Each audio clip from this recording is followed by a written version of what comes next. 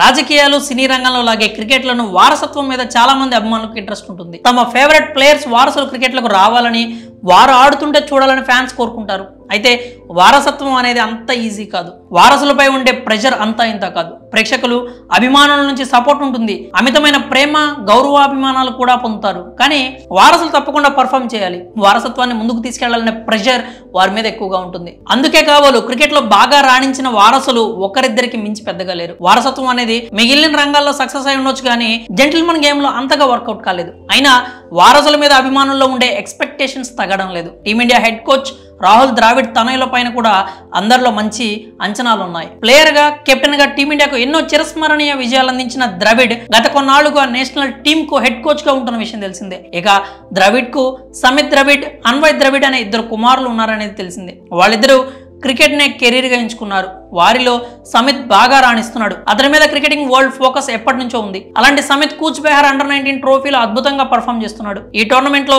కర్ణాటక తరపున ఆడుతూ అదరగొడుతున్నాడు. ఈ క్రమంలో జమ్మూ కాశ్మీర్ తో జరిగిన ఒక మ్యాచ్ లో విధ్వంసక ఇన్నింగ్స్ ఆడాడు. ఈ మ్యాచ్ లో 159 బంతులు ఎదుర్కొన్న జూనియర్ ద్రవిడ్ 13 బౌండరీలు, ఒక సిక్సర్ సాయంతో 98 పరుగులు చేశాడు. డాట్ బాల్ సంగతి పక్కన పెడితే అతని షాట్ మేకింగ్, బౌలర్లపై అటాక్ కు దిగడం హైలైట్ గా నిలిచింది. సమిత్ చేసిన పరుగులు దాదాపు 60 రన్స్ వరకు బౌండరీలు, సిక్స్ల ద్వారానే వచ్చాయి.